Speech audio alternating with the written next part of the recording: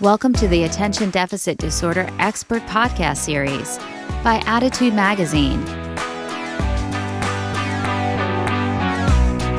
Good afternoon, everyone. It's Susan Coffin here for Attitude Magazine. We are extremely pleased to have Jodi Sleeper-Triplett with us today, addressing the topic of coaching your ADHD teen.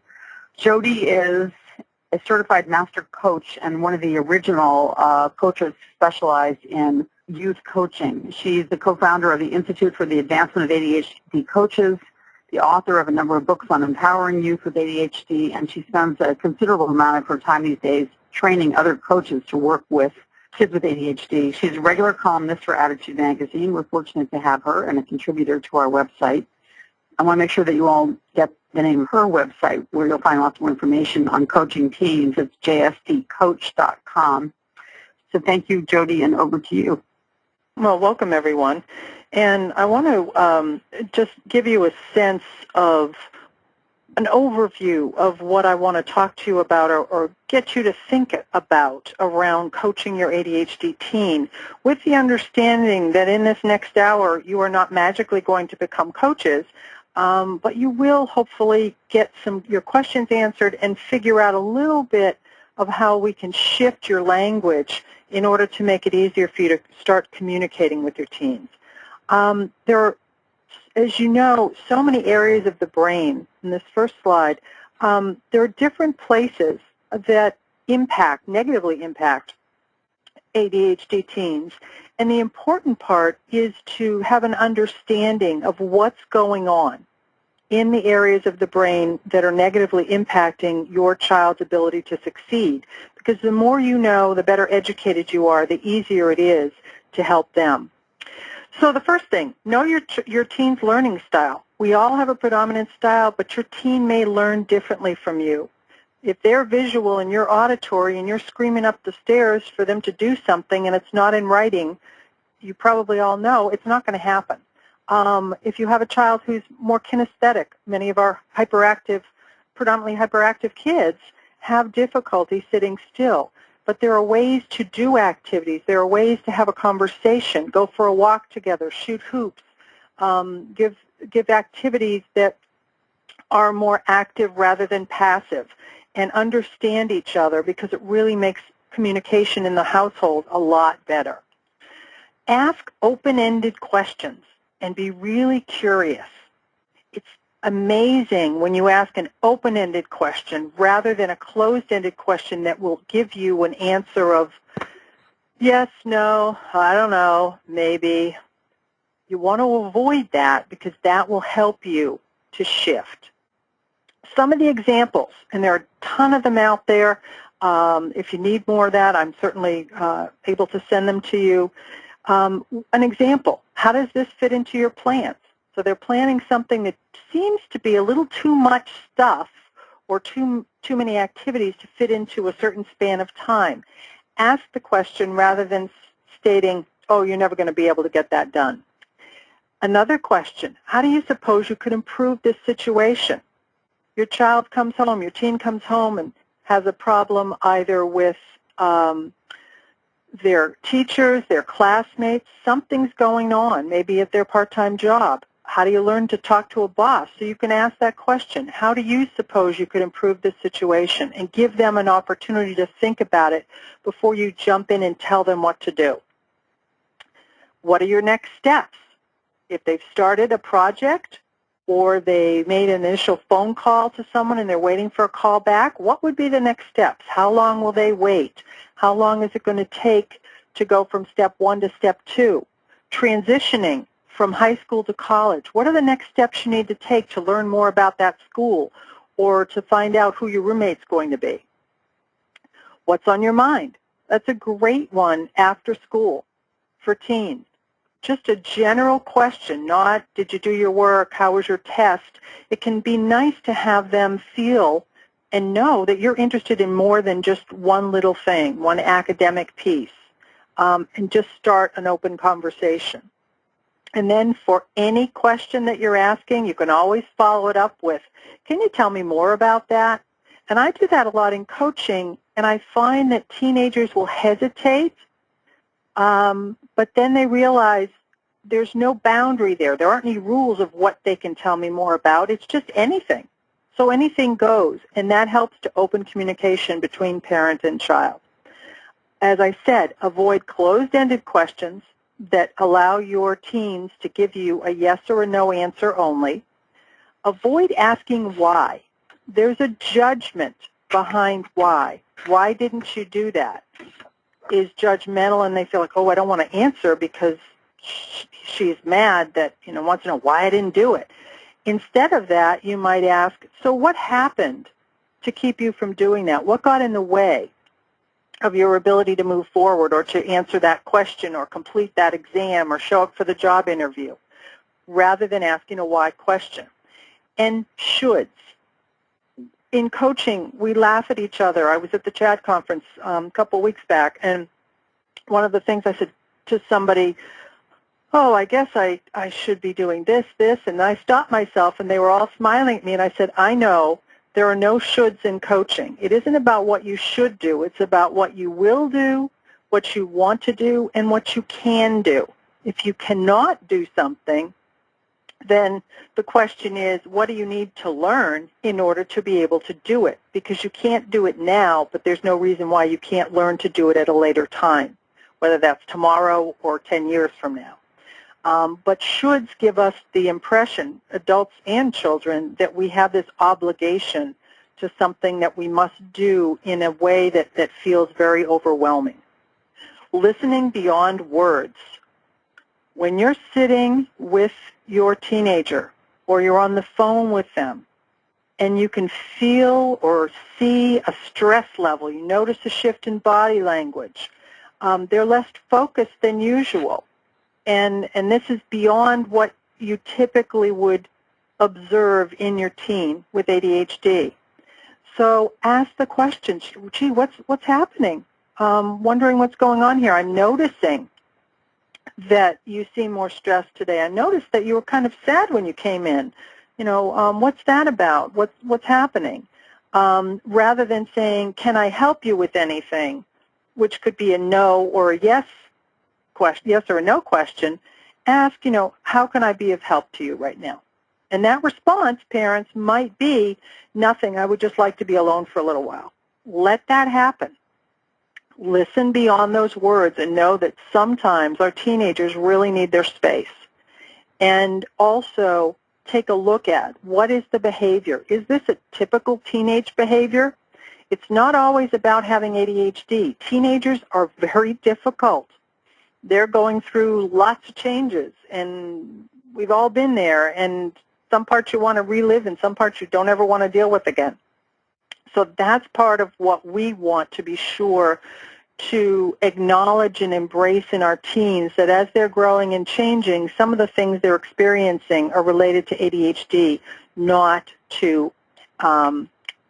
not related to ADHD, they're related to being a teenager. Family meetings. A lot of people don't like to do this, or they find it's very difficult to get the family together. And what I suggest to all client families is just spend a little bit of time together. It could be over dessert. It could be 30 minutes sitting around while you're eating pizza and talk about who's doing what during the week. Share successes. What's the best thing that happened to you this week is a great question. And make sure that each person gets equal time. It's important for teenagers to be able to express themselves, and if you have a younger child who interrupts a lot or can't sit still, maybe that child gets to speak first and go off and play, and you and your teens can sit down, go over your calendars, figure out who's driving where, what's going on, when are the exams, or maybe a business trip or a meeting, and have an opportunity to talk about how things are going. I recommend once a week if you can do it. One idea at a time, very simply. It's difficult enough for an individual, a teenager, to grasp a bunch of new things and try them all at once. The idea behind that is to make sure that you give them an opportunity to try out one idea at a time and give them a chance to get used to it. and encourage them along the way. And I believe in encouraging for effort, which is part of my coaching model, the idea of reward for effort, and the successes will come. Next slide, please, before we all go nuts. Okay, that's what happens when Jodi does her own PowerPoint slide and adds in a graphic without asking her assistant for help. So this is the last one that I want to talk about, and then we'll jump right into questions, is model healthy behavior for your teen. Exercise, meditate, consider your food choices. Those are all basics, but when our kids see us doing something, they're more likely to follow suit. And it doesn't mean that you have to drag them into it, but just it's taking care of yourself while you're modeling good behavior and healthy behavior for your teenagers. Spend time with your own friends. Have a journal or do some brain dumping and share that with your teens. Let them know, for example, that before you go to bed, you have a piece of paper or a pad or a journal next to your bed, and you write down all your thoughts to help make it easier to sleep. It really works, which is a great thing, but it also is something that I suggest that teenagers do because they have so many ideas ruminating in their heads. Find a way, if possible, to have some quiet time at home. It could be a 1 hour no electronics time, just 1 hour. If you start with 15 minutes or 30 minutes, you can work up to the hour. It's really not that painful if you do it in small doses. And just take a break, stretch, regroup. Maybe you're all watching television and you just get up and do some stretches. And you're going to get the question of, gee, Mom, Dad, what are you doing? Well, I'm just rejuvenating myself. I'm refocusing. I'm getting some energy. And they can see that you can do that while you're doing something else. So it's really helpful. And there's a lot more I could talk about, but what I want to do is answer questions. And Susan, will you be asking me the questions? I will, and I'll be happy to start with a good one right here from Mila, who asks, how can I remind my teen without sounding like I'm nagging? I want to encourage his independence. And I think that's a question that all parents share. Love to hear the answer to your thoughts on that. Absolutely. Well, it's great that you know that you don't want to nag. So one of the tricks that I have is when you're set the ground rules. So ask your teenager, if I'm to remind you of something, whether you ask me to or I just want to make sure things are okay, I really don't want to nag you. What would be the best way for me to do that?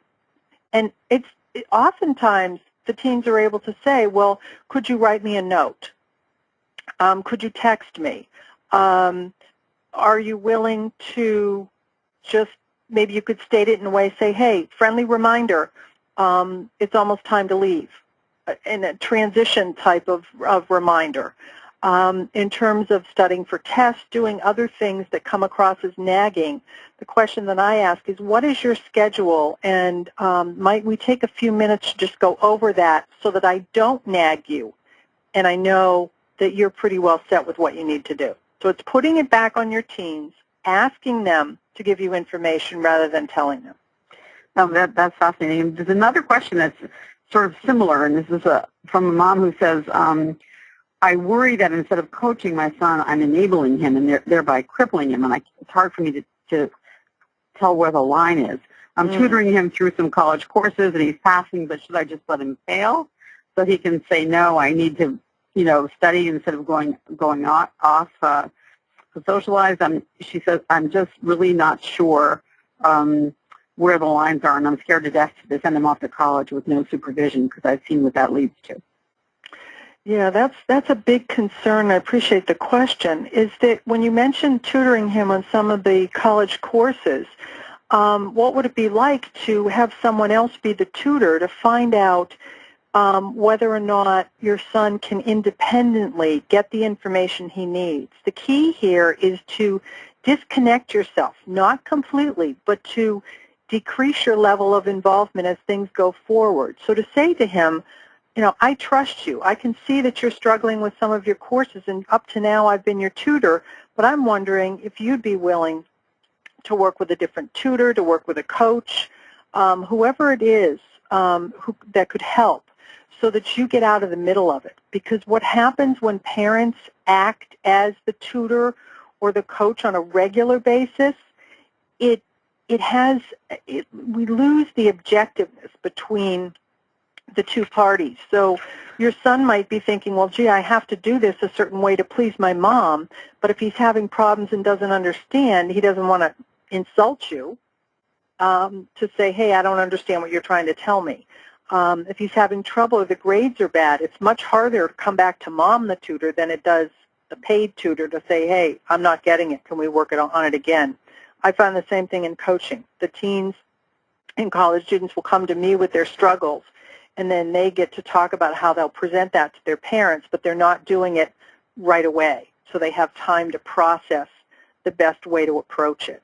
And enabling is something that you all want to watch for. Be sure that you're giving your teenager a choice and letting them guide the way, not take over, but guide with the answers in terms of what they need. Ask those questions that I mentioned before, and that will help a lot. That's really helpful. There are a number of questions. They're along this lines, but there are slight variations from parents, from Sophia, from Virginia, who say, my child has grades are mediocre. She hates to ask for help. She feels insecure and defensive when I try to help. And another person, how can I encourage my child to study or do better at homework? So it seems to be an issue of sort of very specifically, how do I motivate or instill a work ethic is another question that's come up in a child who doesn't seem to be working up to their potential. Yes, unfortunately, there is no magic wand that we can wave to motivate our teens, and it can be very difficult. One of the things that I find helpful is that when there's something I've learned in terms of motivation, is that oftentimes our teenagers and even college students and adults will not do something. They will stop because it's either a situation where they failed so often, they've learned to say, well, why bother? I've never been able to do it before. I won't be able to do it this time. All I'm going to get is that negative feedback at home. So part of it for parents is to help encourage that this isn't about perfection. And those mediocre grades, as long as you're working as hard as you can, that's great. What is it that I could do or someone else might be able to do for you to help you with those mediocre grades if you want the help? Sometimes they're not ready for it, and they want to continue to do it on their own, and sometimes they fail. But that is a learning experience that, as horrible as it is for us as parents, it's really valuable to give them a little bit of room to grow and stretch and change. Interestingly, the other side of the motivational issue is that I've heard from a lot of teenagers that their fear of success rather than the failure, because, wow, what if I do it right? Then everybody's going to expect me to do it right every time. I can't handle that pressure. So it's coming to that understanding and asking the question, what is it that's getting in the way?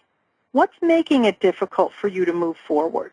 Would you be willing to share that with me or with a coach or a tutor so that we can figure out how to make this less stressful? Because it's always, their motivation is always less time on homework, less stress, getting their parents off their back, and finding a way to do what they enjoy doing in their life, meaning having more free time. So with those 4 core areas, it makes it a little easier to motivate and to clarify with your teen how they will best move forward. And it's really fascinating how the shift in the questions will help them to give you the answers. And there's the question here from Brendan, which is a somewhat variation of this, and it's a question we've seen a lot in the webinars that we've had over the last few weeks. How can you motivate that flat affect, no motivation teen who seems to have no interest, just electronics? How do you determine if they're depressed? If how do you cope with a kid who just seems to be disengaged? Yeah, that's a tough one, Brenda. And one of the things that that I always recommend to families, and I do this myself, is if I see that flat affect, I will talk about whether or not there's something going on that's keeping them. Sometimes they don't even know they're depressed. I mean, very honestly, it's just this is the way I always am. I've always had this certain way of being and doing things, but when it starts to get in the way of their ability to move forward, we use the term motivation, but sometimes it's not lack of motivation. It's a lack of a skill, a desire in certain ways, but the desire is low because they're depressed. I typically will refer out, even if it's saying just go have a private conversation with the pediatrician, find out what you could do about it. If your child is already on medication and seeing a psychologist or seeing a psychiatrist for meds or has a psychologist, go talk to them, because it's important if you notice it over time to deal with it, because teenagers who are depressed as well as have ADHD tend to be the kids who self-medicate. They are doing to their brains what medication would do in a proper way, but they're doing it improperly. In fact, if they're smoking a lot of marijuana, for example, which is a depressant, then they're going to have that flat affect, but they're more focused because it quiets down the brain and helps with the ADHD, but it also makes it difficult for them to move forward. So it's that catch-22 for them, and they don't always understand what the heck they're doing. But that is what they're doing. The alcohol and the drugs do depress the system, and it makes it very difficult for them to go forward. That's why I recommend people go for additional help. Right. Jodi, how do you suggest finding, for example, a coach? A couple of people have said they'd like to find a coach, but they've not been sure how to go about it. Oh, okay. A few ways to do it. One certainly is to go to my website, jstcoach.com, and send us a note. We have coaches who are, whether it's through JST Coaching or the EDGE Foundation. All the coaches who coach for the EDGE Foundation, which is basically teenagers and above and older, any students, they have coaches around the country, and I've trained all of them. So all the coaches through the EDGE Foundation are required to go through the JST training as well as life coach training, and most of them have a coaching credential. So you're getting a qualified coach that way, and they will put you through, go through this a series of questions and make sure that your teenager wants coaching. But again, you can always email us through our website, and we'd be happy to do what we can to make a connection for you. And if there are no coaches in your area, I just want to add this, Susan. I had a call from a woman in Idaho the other day who said, there are no coaches in my area, can you train me? Absolutely. I mean, that's the other thing, because we have parts of the country that are still coachless. So that's just a side piece. If there's any way I can help, let me know. Does most coaching of teens take place in person, Jodi, or is this something I know for adults sometimes coaching takes place over the phone? Yeah, coaching with teens is best done in person unless you have a teenager who's really good on the telephone and has a high auditory processing skill. But the other thing that I love is the availability of Skype now. So when I first started coaching, we had no Skype. So with my students teenagers who go off to college, for example, we Skype so they get that visual connection. And some coaches will only Skype and do phone, depending on the person's learning style. They won't do anything in person. But my preference for teenagers is the in-person coaching, or the face-to-face with Skype rather than the phone, because they need to see your body language and vice versa. Right. Let me just add that there is a directory on AttitudeMag.com as well, directory of that's right. ADHD and LD professionals. So that's another place to look. Here's a question from Trina. She said, I'm sure many of you will identify with this question. Facebook is a huge distraction for my 16-year-old. We've tried everything to delete the account or block the page without success. When he sits down to do his homework, he ends up spending all his time chatting on his page. Any suggestions for how to handle this? Yeah, pull the plug. But my first question that I would ask you is, does your teenager need a computer to do all the homework? Because often what works is limiting the time on the computer to specific research on projects, and if other things don't have to be done, then it needs to be done in another room. So you're literally saying this computer space is for doing this work.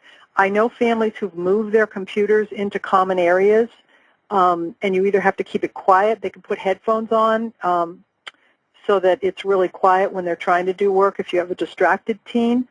But it's important to come up with a plan that avoids I'm going into my room to do my homework now with the door shut with the computer in there. There's nothing wrong with being on your own to do your homework. It's the computer part now that we realize, as well as the phones.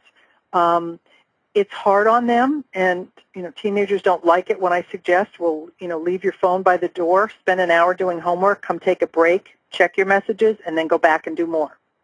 Do you advise, actually, I was wondering, I have read advice to limit phone access after a certain hour, to take away a phone at 10 o'clock, 11 o'clock, different. Is that an issue that your clients often deal with? They do, and a lot of parents have done that before they even come to coaching. They've sort of gotten smart and frustrated at the same time, and it's like, okay, we need a coach now. But the nice thing about taking it away is we know, studies have shown the difficulty that we have going to sleep with too many electronics and too much stimulation before bedtime. So cutting it off an hour or two beforehand and locking them up, putting them away. There's nothing better than a small home safe to keep medications and phones, and then you give it back to them in the morning. Because wow. I do know of stories of kids who've gone in the middle of the night and retrieved their phones. So you just don't, yes, phones, mystery novels that keep them up all night, all kinds of things, getting on the computer when no one's there. And I'm not saying to be distrustful of your children. It's just that the ADHD risk-taking component, that daredevil, the desire to be connected 24/7 is a big deal for teens in general, but you add on that the impulsivity around the ADHD, and it's important to talk with them about how you want to limit it in order for them to be healthy, happy, and successful. It's not a punishment, it's a limitation.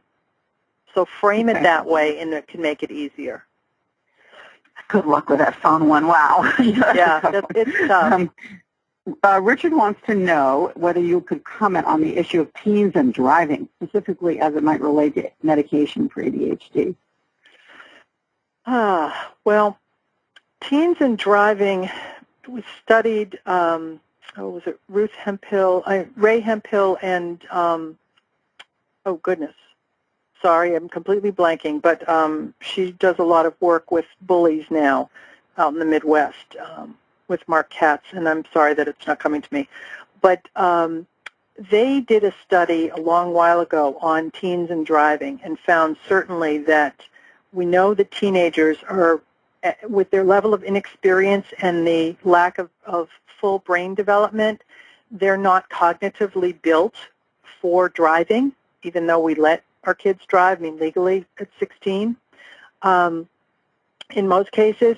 I do know that when properly medicated, you are definitely helping your teenager to focus and be on track when driving, because the accident rate is much higher for those who have ADHD and are either not diagnosed or not medicated. Starting slowly, setting boundaries up front, asking your teenager, if possible, this is where you can't always be there, to say, I want you, if you're going to drive, you're driving yourself or maybe one person, but no one else. Now, technically, I know in my state that's the law. You're not supposed to load your car up with kids, but they do it, and the distractibility factor is huge. So setting the boundaries, deciding whether or not your child is really ready to drive and have that full access to a vehicle, or if you supervise that for an extra year or so. And some parents do wait until their kids are 18 not because they're not capable of driving. It's the fact that we want to wait for the brain to mature a little bit more and develop so that they have quicker reflexes when they're out there on the road. Okay. Teen driving is certainly a scary topic. There are a couple of folks here whose children, we seem to be mostly boys, but not exclusively, are extremely explosively rude to them. So Cheryl says, no matter what I say or how I say it to my 16-year-old, he just replies, shut up or get out. And I have to just leave him alone or he'll explode. How do parents handle rude and explosive behavior? Wow, that's tough, and it does happen a lot. I know that the first thing from a behavioral standpoint, and something that I've learned over the years, is when you're in a situation where your child is explosive, you want to avoid eye contact, but at the same time make the comment that this is unacceptable. Let them know it's unacceptable. Don't engage in the conversation, and indeed separate yourself. I would also recommend asking for professional help around that. There are a lot of ways to deal with it, and there's a great book called Your Defiant Teen by Russ Barkley and Arthur Robin, and that has helped a lot of parents. They've given me feedback saying it really helped them to understand that oppositional behavior. At times now, we find that it isn't about the ADHD, it's about a coexisting condition. So find out what's happening, and again, do your best not to engage in that, but to clearly state this is unacceptable. Have some consequences for doing that, for their child speaking that way to you. And at the same time, for those who have an opportunity to catch it before it happens, you can also work in an incentive, a positive incentive for peaceful days, to build a reason to not blow up like that. But that doesn't mean if someone has an explosive behavior issue that that's going to help. That's why, again, I refer out to psychologists. Okay. On this question of consequences and privileges, we have questions about both of those. What are some privileges that we can use? And also, what about, as you mentioned, taking away privileges?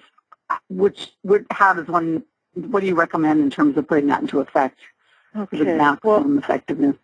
And my recommendation is from the experience of coaching. It relates to how I coach in the coaching model, which is, if you don't already have a copy of my book, it's in Empowering Youth with ADHD, but it's also on my website if you just want to click on the website and take a look at the model. The idea is to lead with the positives and, when necessary, go to the negatives. So there are positive incentives and negative incentives.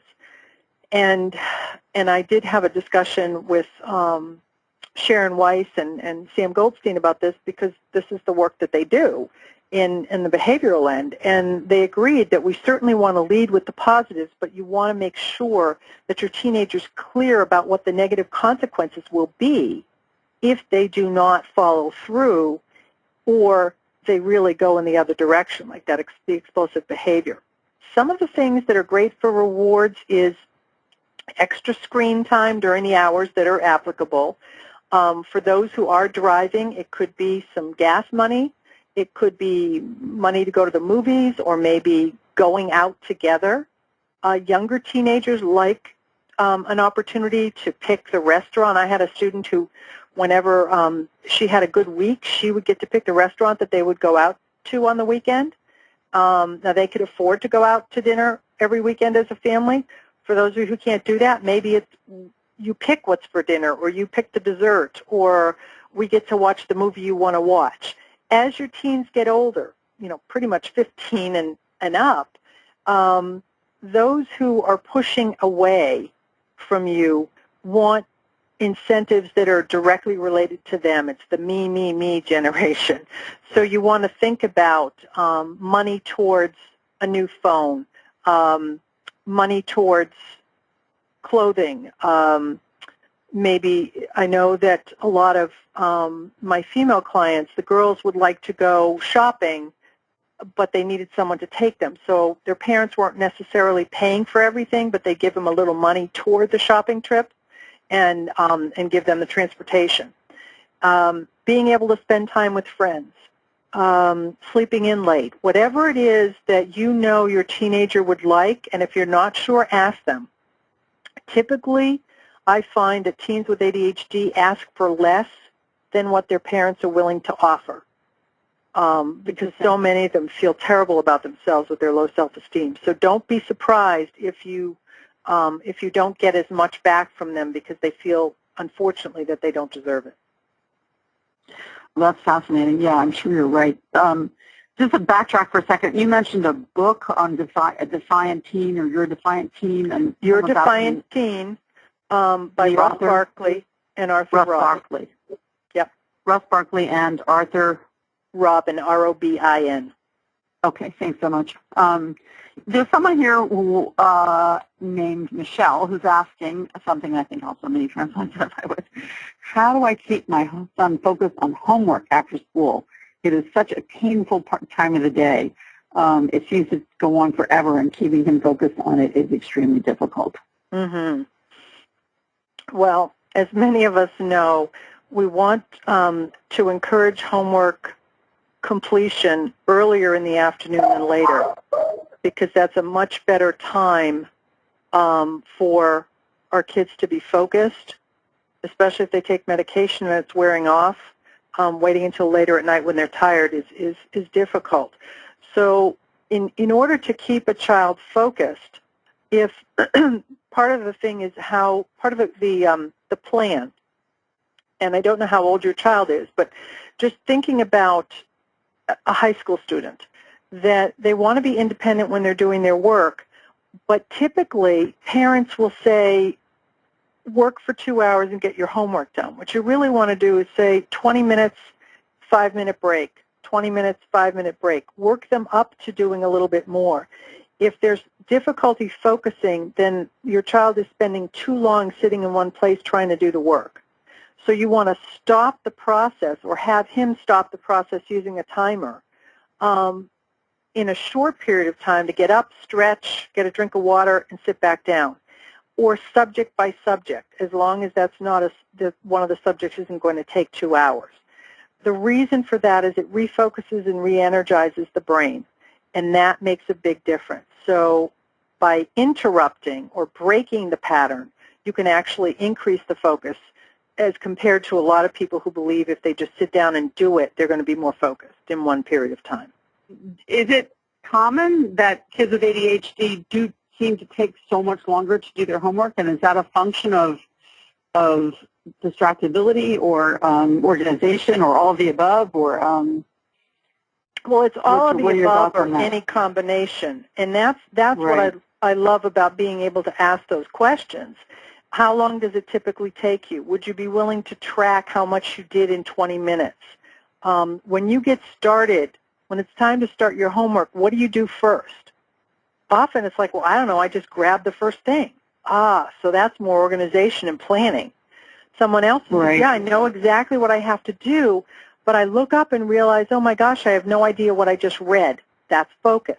So we want to find out what's the specific issue or a number of issues that are getting in the way of that progress, and help them to come up with strategies, or have a coach help you come up with strategies.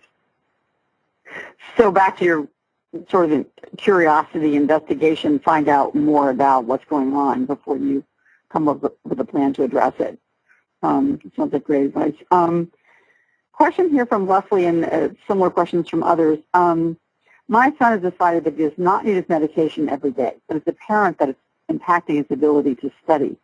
He's about to go off to college. Do you have any suggestions as to how to convince a teen to take their medication on their own? Seems pretty common from articles that you and others have written in Attitude that 17, 18-year-olds will decide that they no longer want to take ADHD medication. Mm-hmm. As I sit here shaking my head, it's so difficult. One of the big pieces that I find is sort of a missing piece is a clear understanding of the benefit of the medication without the shame of the medication. If there's a problem, and the reason that any of you have teenagers who are saying, I don't want to take it because it makes me feel horrible. I've had kids who, they get nauseous or what have you. But there are so many who've been taking it for a long time, and they all of a sudden decide, well, my friends say I'm not going to need this in college, or, I want to be independent, and part of my independence is not taking my medication. So I ask the questions about, well, how does the medication help you? And even as a parent, you can ask, well, I'd be really curious to find out what's different tomorrow when you take it compared to today, or vice versa. Could we have an experiment for a week or two that you just write down what you're noticing works, doesn't work, what's different about it? And it isn't about success or failure, it's about differences. And then ask, well, which one do you like better? Because often they are not aware of how it's really impacting themselves and others. And the other piece of it is to help them understand that in order to have that level playing field in college, their medication is no different than medication that someone else would take for depression, anxiety, diabetes, etc. And it never hurts to go over it again when they're 17 or 18, because what you told them when they were 9 or 10 and had a diagnosis is not there anymore. They see this very differently, and there's so much peer pressure. So it's helping to identify what the friends are saying, what myths or misconceptions are getting in their way, as well as helping them to experience and share the experience of what it's like to be on or off the medication. I think that's really helpful, rather than just getting into a tussle over on medication versus not on medication. Sort of work through what the pros and what the efficacy is. It's really great. In terms of this question of going off to college, there's a question here of asking whether there are resources, books, or other things that you might recommend for the ADHD student who's about to go off to college. Yes, I will say it in one word or one name, is Patricia Quinn. Yeah. Patricia Quinn and Teresa Maitland have written a bunch of new books. They're fabulous. There's some for parents. There's some for teens. I would just start there, and if you go on Amazon and look, or go to advance.com or Imagination Press, for those of you who know Dr. Quinn and her work, you'll be able to see the links to some of the other books that are out there, but those are the most current valuable books. And then the original Coaching College Students with ADHD that was written in 2000 by Patty Quinn, Teresa Maitland, and Nancy Rady is a nice basic book if you want to go back to that one. And it's still, as far as I know, it's still in print because I use it as one of my books for my training.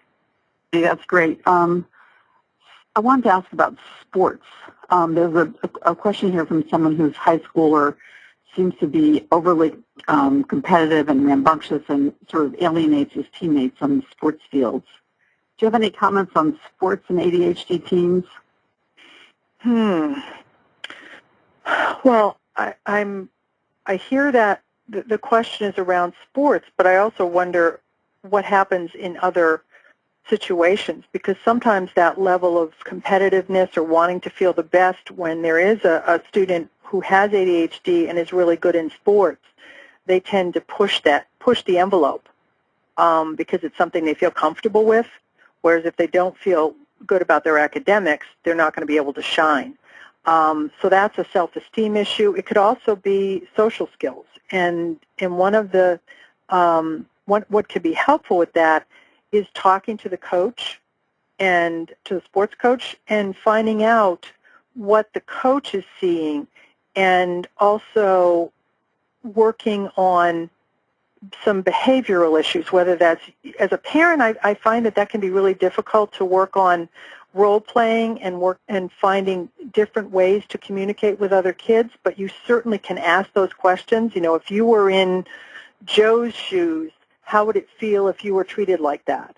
And how do you want your friends to treat you? You know, what is it that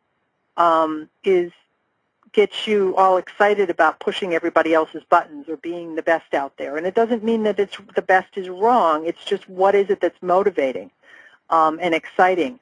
And often it's helpful if there are groups available to have your sports fanatic child to talk with other guys who have similar issues so that they can talk about how to best handle that when they're out there with their teammates. Okay, that's really interesting. The parent here who says that her son frequently doesn't even seem to know what the assignment is, and she's wondering what level of interaction with the school and teachers to manage his schoolwork is appropriate. Oh, okay. Once again, some of that varies by age, but when sort of the overarching piece here is regardless of the age of your child, if the teenager is struggling and is at this point really unwilling or unable to ask the questions of the teachers themselves, would be to find out, get in touch with the school and say, hey, here's what we're dealing with.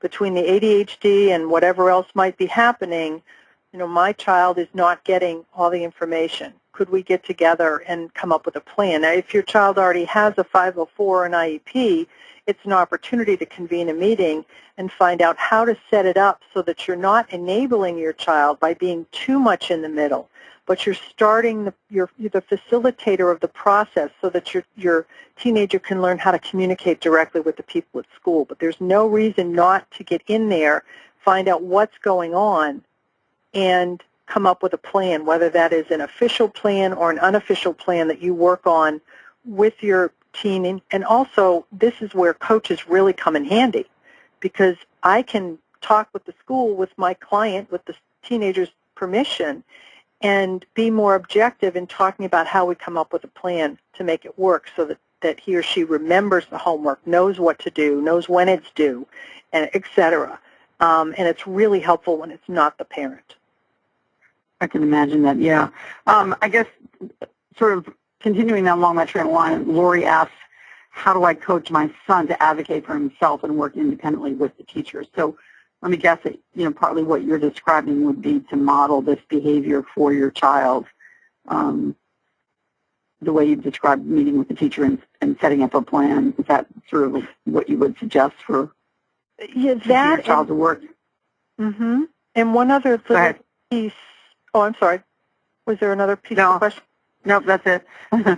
The one other piece that can be helpful is if you're able to do a role play, it's great to be able to, you know, play being the teacher or having your child be your teen be the teacher and just go back and forth and see how difficult it is.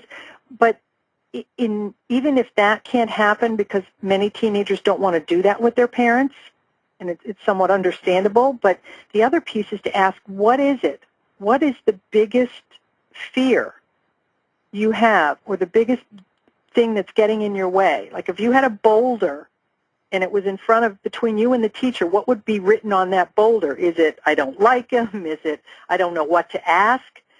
When we ask those questions, and I probably sound like a broken record, but it's the amazing part about shifting your questions and your terminology to a more coach-like manner, is that we can find out what's truly on that boulder, what's getting in the way of your teen and the teacher, and vice versa, and help to break that down. Yeah, that makes super sense. Some questions about time management. Here's one in the context of getting to practice from Stuart. My 14-year-old son is above average athlete. He loves to play, has a dream to play in college, but nevertheless he gets caught up in video, laptop, phone, and it's really hard to get him to practice on time, Any thoughts on time management skills for ADHD 14-year-olds? Well, you said 14-year-old? Yes. Okay. 14-year-old, of course, we're looking at 11 to 12 in terms of emotional maturity. And it's tough because there has to be as much interest, if not more interest, in the practice. And what I hear from a lot of my students with ADHD is that the practices are boring. They already know it. They're really intelligent. But in terms of maturity, they're sort of like, I don't want to go. I want to do the stuff that's really fun and gives me immediate gratification. So it comes down to the deal that in order for you to play in the game, you must go to practice. So part of it could be time management, but the other part is making practice important. And if there's a reason to go to practice, to be able to play in a sport, to be able to continue on through high school, college, then showing up for practice is a prerequisite. The other part is to use some of those skills, the suggestions that we had before about computers and phones, is during a certain part to say, he can either have a timer that goes off on his phone or something in the house that specifically beeps that it's time to turn it off. And as a parent of a 14-year-old, most likely you're going to have to intervene and also say, okay, the timer went off, it's time to go, and request the phone. And if he wants the phone when he gets back, then it's really important to say, I'm going to hold on to this until after practice, and then you'll have it. So setting some boundaries as well as a timer. Right. It's not easy. It's definitely not easy. I don't do it with my own child. My child's an adult, so I definitely don't do it with my own child. But I couldn't imagine had cell phones been available at that point to actually pull it away. But it's, again, if you really wanted to do this, if sports is important, then you have to let go of something. What are you going to give up in order to get something else? And once again, a coach can really be helpful because then you're not the bad guy. We've talked a lot about boys somehow, I think, in this seminar. Yeah. So let me take a question here from someone who has an inattentive and spacey daughter. So the classic inattentive girl with ADHD, teen with ADHD. She wants to know if there are any recommended strategies for inattentive teens specifically. Well, one of them that we discussed a little bit earlier, mentioned a little earlier, is shortening the amount of time on any given, whether it's homework, doing a chore at home, reading a book, being able to help redirect by use of timers, vibrating watch, putting a timer on an iPhone or any kind of smartphone so that it helps her to refocus. And part of it, in terms of school, part of the issue that comes up there is figuring out with your daughter where she would be most comfortable in a classroom, because often people think that there are certain places that those who are inattentive need to sit, but I find that it varies. So have her test out sitting in the front. Is it better to sit on the side, or is the side too distracting? The side might be the place for the person who's hyperactive. So figuring out where to sit, and then also using fidget toys when allowed, and anything, even doodling on a page and having the teachers understand that this is part of staying focused. I find that the reports from the teens that I work with, when they're having trouble paying attention, if they do something else with their bodies, like writing, they have some activity while they're paying attention. So the kids who listen and take notes at the same time, the ones who, if she likes to draw, to have her just doodle a bit while she's paying attention, because as her hand is moving, her mind can be more focused on the teacher. So it's coming up with those types of strategies, right. and that can be helpful. That sounds really helpful, yeah.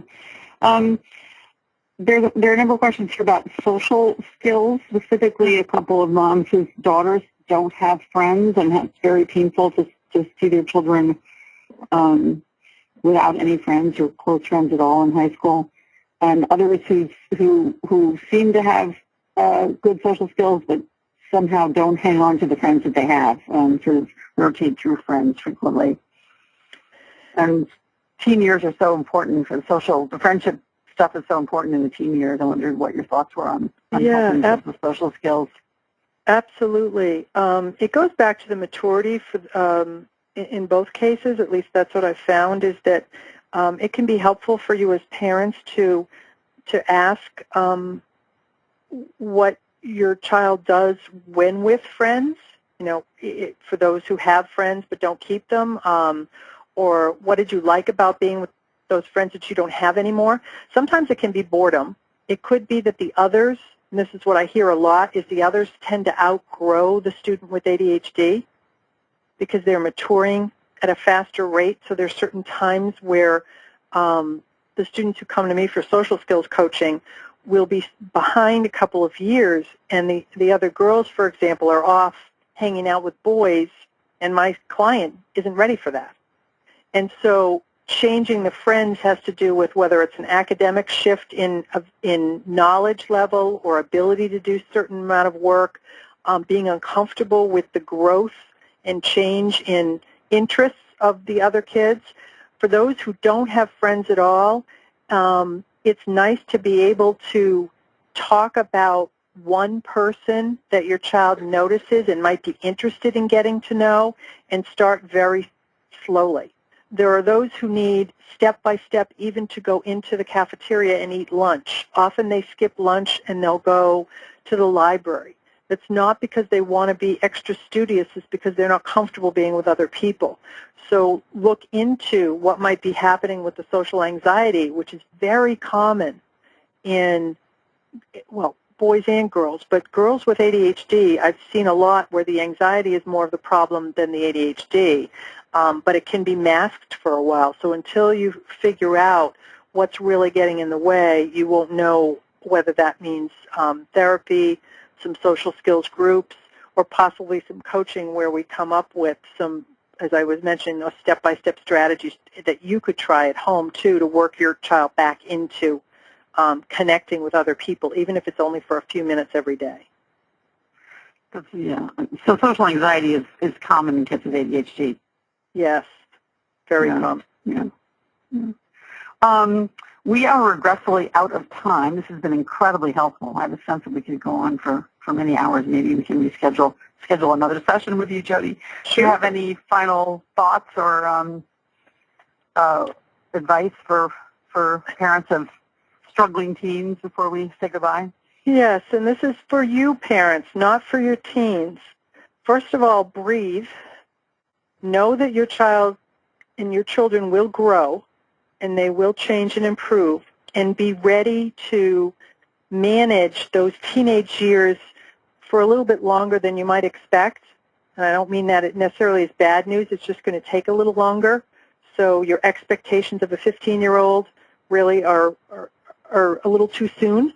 If your child is 15, think about your child. It really helps a lot of people to think, okay, well, I'm really talking to a 13-year-old in terms of readiness to move forward. So take it slow, take care of yourselves, and just if there's anything that we can help you with at JST Coaching, finding a coach or answering questions, just send us an email.